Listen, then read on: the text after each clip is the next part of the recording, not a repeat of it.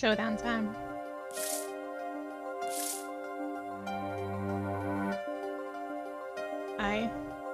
I lost. It's only a game of poker. A game I played for a long time. And only lost twice. Who was the first? The man I killed, of course. Well, it seems I found the partner I've been looking for all along. Over a game of cards? Why, yes, over a game of cards.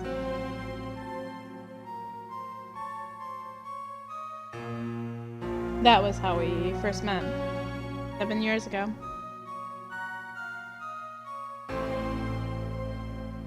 Seven years earlier, Phoenix Wright's final trial. Hey there folks, rinimt here and welcome back to Apollo Justice Ace Attorney Trilogy, first game. Well, we're in the past.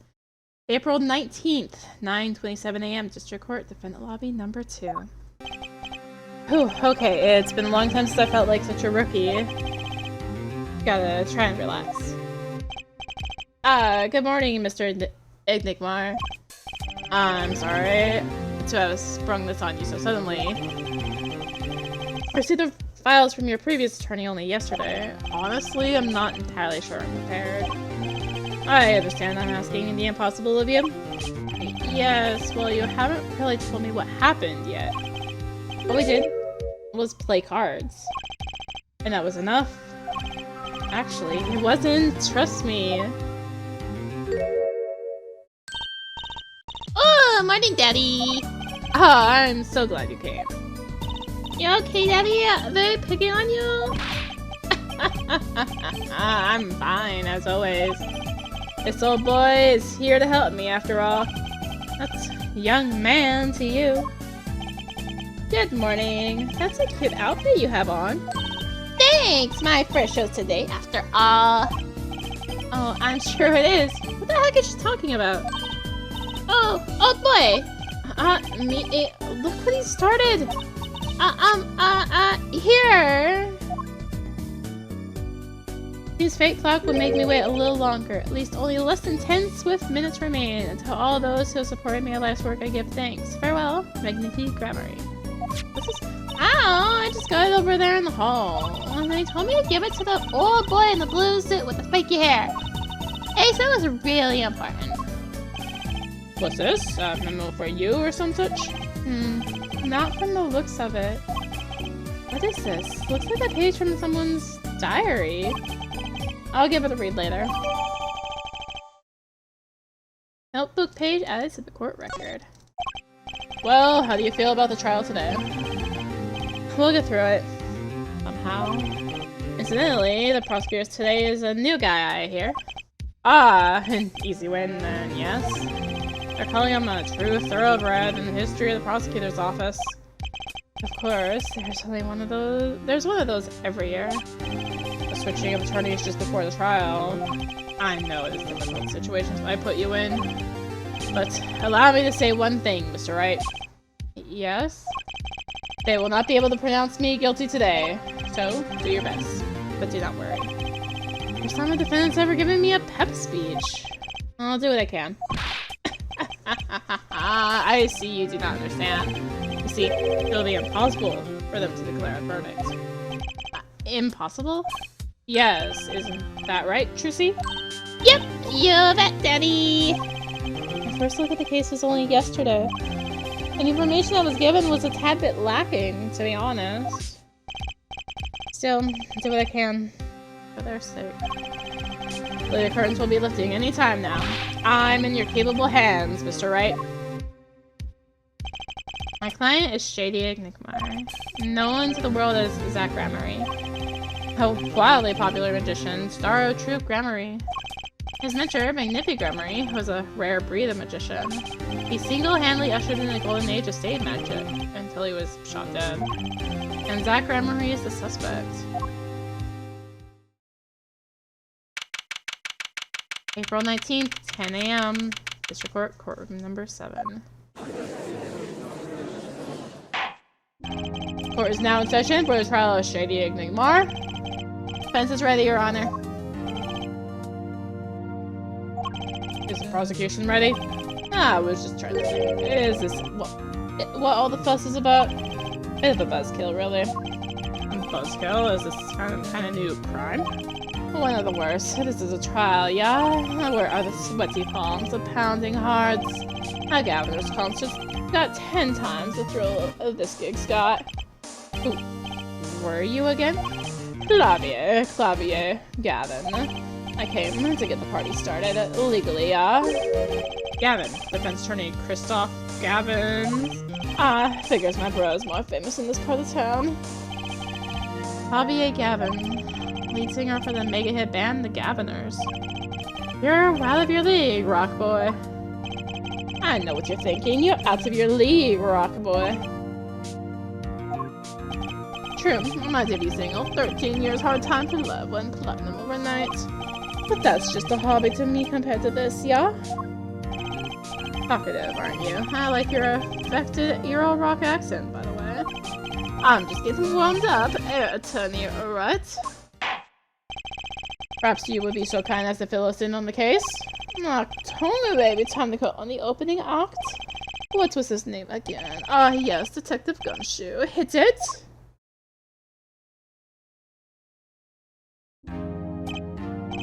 And you are. Hey, you were the one who called me up here, sir. Name's Dick Gumshoe. I'm a homicide detective down at the precinct. Detective Gumshoe, long time no see. Hey, you! Me? Today's the day, pal. Today, I win, you lose.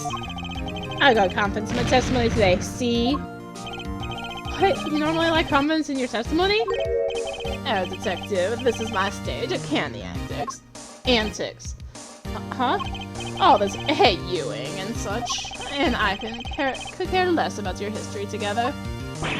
Ugh. Very well, Detective Gumshoe, if you would. Please tell us about the case at hand. It happened 6 days back in a room at the General Hospital.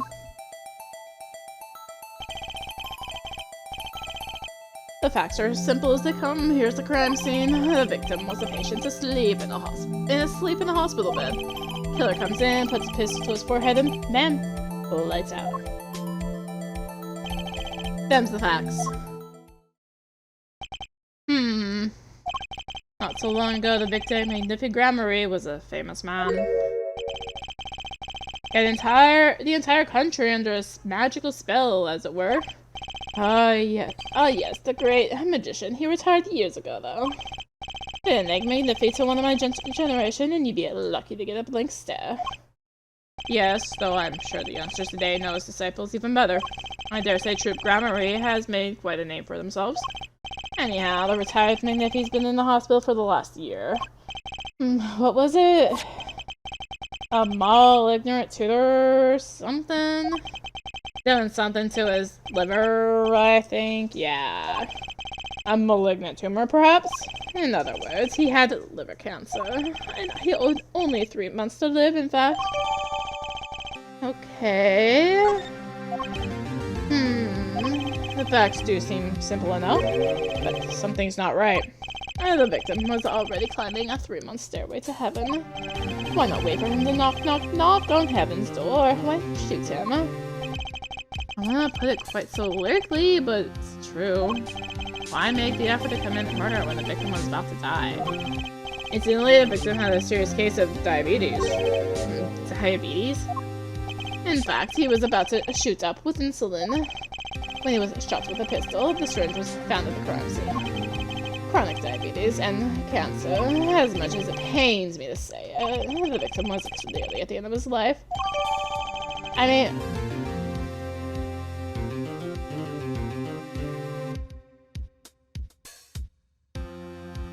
it's only if you don't take care of yourself. Anyway. I believe the question before us is clear, then.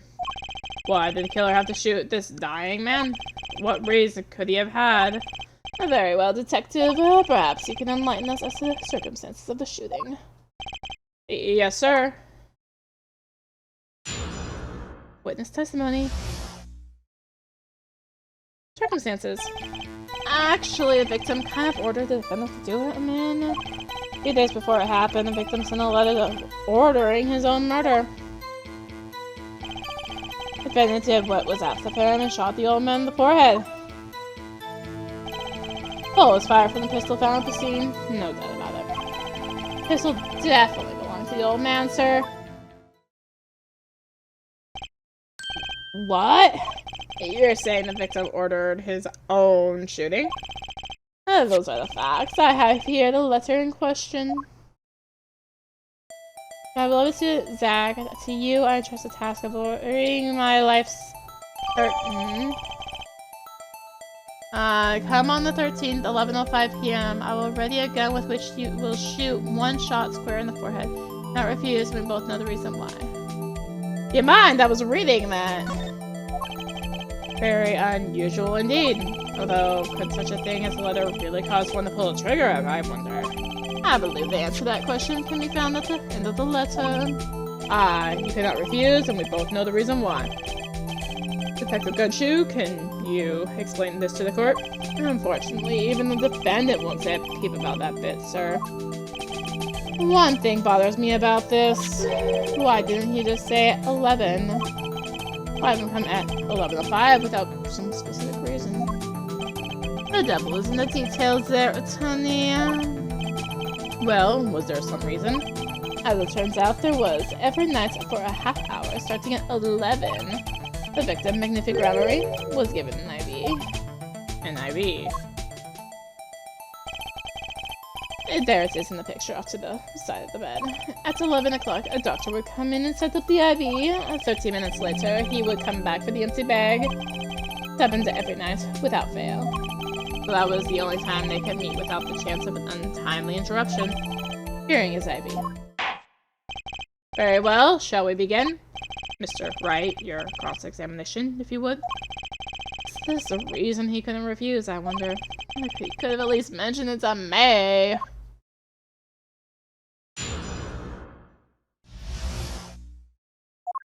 Fatal symbol?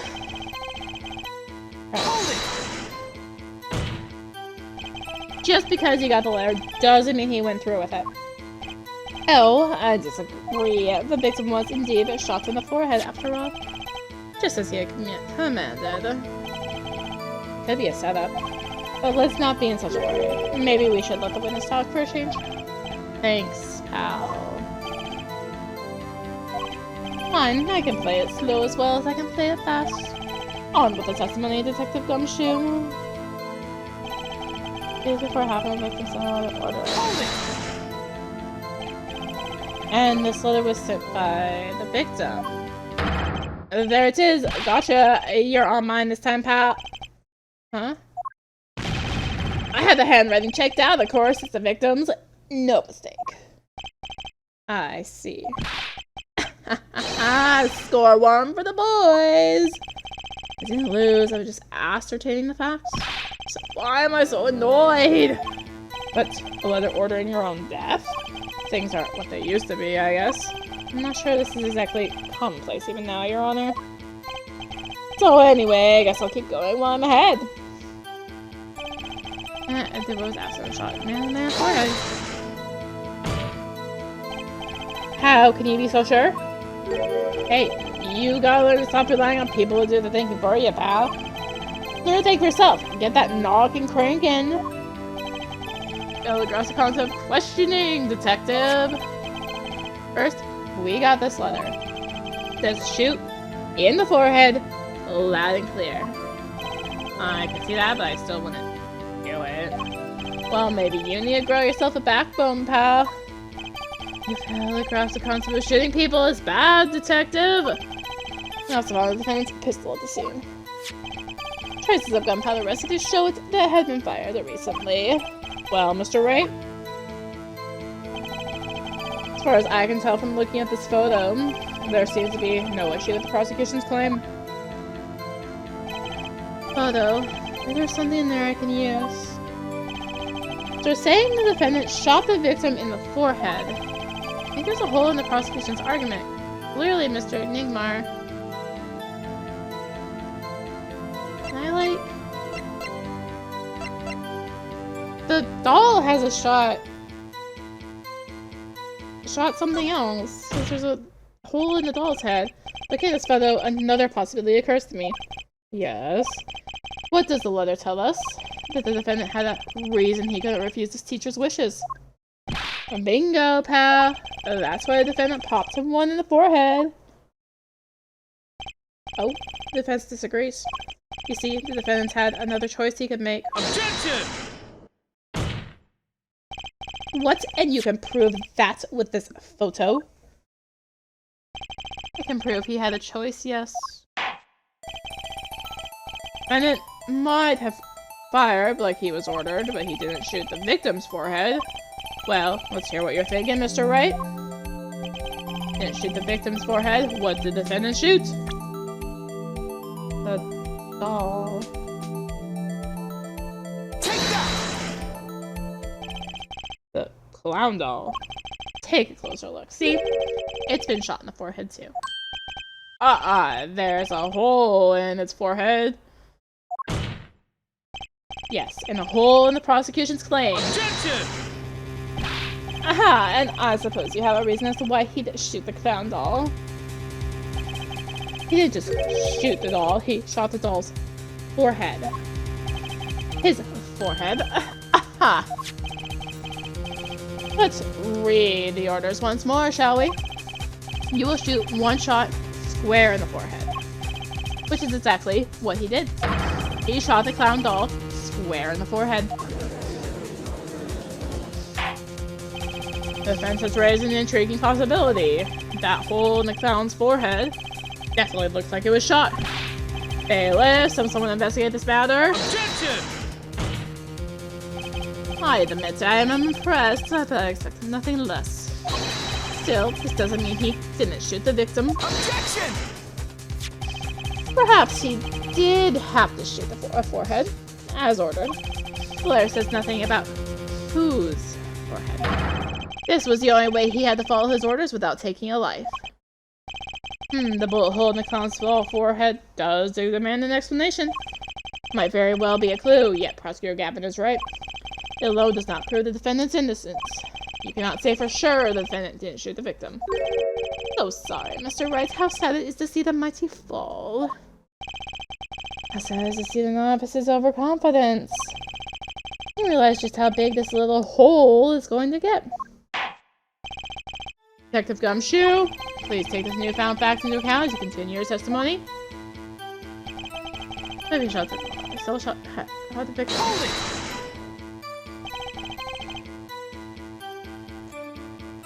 I'm doing this right after the last video, so still the stupid cough. So let me get this straight. You're saying my client first shot the clown, then shot the victim? Hey, not a bad summary, pal. More of a confirmation than a summary, but whatever. That was really more of a confirmation than a summary, but our defense attorney seems pleased enough with himself. Do these people ever miss a chance to mock me? Well, now that Mr. Wright's gotten that out of his system, shall we continue with the testimony? Didn't have time to gather all the details before coming here. His testimony might be my only source of information. Better pay attention and read this letter carefully. Didn't have orders to do it in. For a pistol scene. This is finally belong to the old man. Oh, I didn't.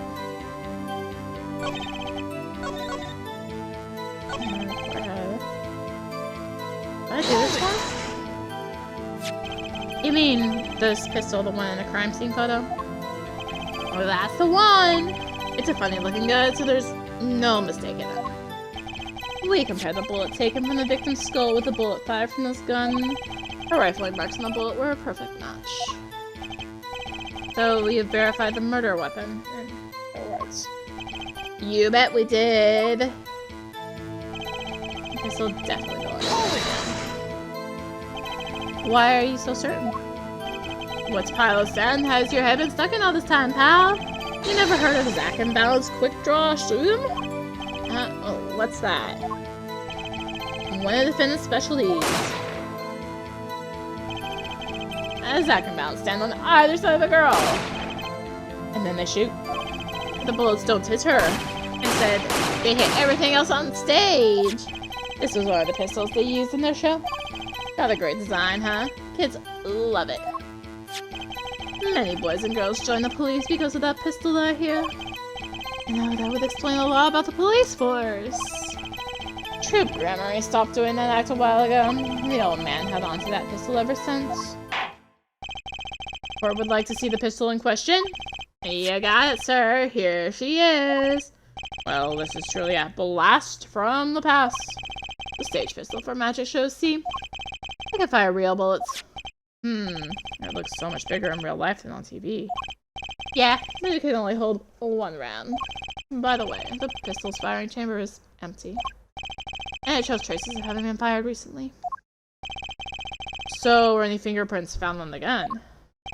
Unfortunately, no. Of course, the defendant is known for wearing gloves. I might say that a lack of fingerprints is, in fact, a fingerprints of its own. Aha! Intriguing point. Well made. Well, not well made, not intriguing. In case the court accepts this evidence, stage pistol added to the court record. My grandchild will get a kick out of seeing this. But now it's time to return to her testimony.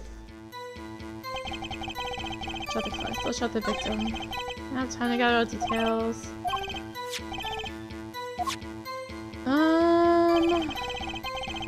I need to read that letter.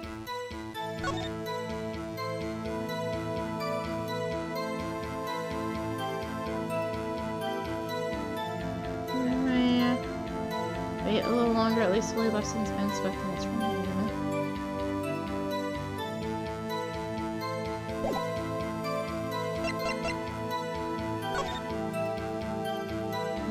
Task of lowering my wife's curtain. I'm on the 13th, 11:05.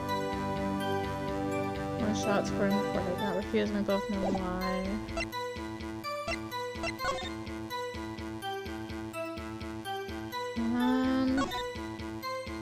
If you look closely, you can see how the pistol's made to bend here. The one-shot only model. I guess this bend is where you load it. Oh, this is a famous Grammary golden gun. They say kids used to love pretending they had one of these. What if they pretend to miss their targets too?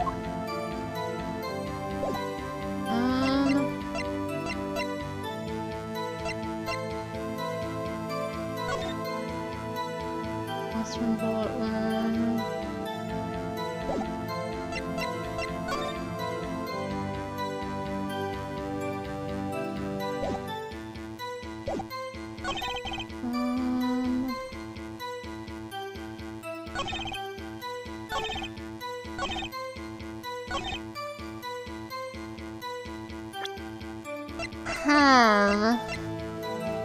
Objection! I'm guessing this does nothing. Okay, I just need to present the pistol. Objection! I had to look it up because trickiest cases often seem the simplest. Prosecutor Gavin, you missed the bullet hole in the clown's forehead. If you hadn't missed that, you might have come to a very different conclusion. Understand? Yeah, but like I just said, pal. He shot the clown in the forehead, he went and Objection! did nothing of the sort to the victim. The pistol proves he could not. The murder weapon? How? It's quite simple, Your Honor. This pistol only holds one bullet at a time. He had shot the clown in the forehead. He couldn't have shot the victim too. Objection! That's not a contradiction, not even close. All he had to do was reload the pistol after the first shot. Objection! Oh, where did he get the extra bullet? They're not so easy to come by, you know? He claimed the defendant had one ready, and then proved to us how he got it. Ugh. I had a feeling this wasn't over yet. Oh no, this party's just getting started, and if I haven't proven anything yet, beyond my good looks and startling record sales. Utter lack of humility. What's this? It seems that the prosecution has another witness prepared. Like I said, our detective was just a warm-up act. Ugh. Now that the audience has gotten a taste of what's to come, they're ready for what? For my decisive witness, of course. A witness who, you will find, can prove on one thing for us. That it was Zach Gramery who just shot the victim in the forehead.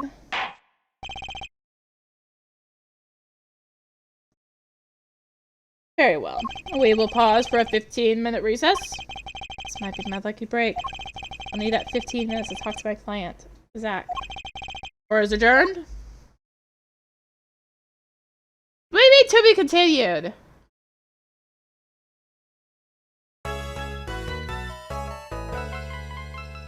Why you do this to me so much? Well, another short video, I guess. Thank you for watching. Thank you, Capcom Creators, for the cut. If you enjoyed the video, consider liking, commenting, and/or subscribing. If you really enjoyed it, consider supporting the channel. All support greatly helps with keeping content like this and more. Found links for that in the description below, along with links to me on social media. So thank you again for watching, and until next time, this is rinimt signing out.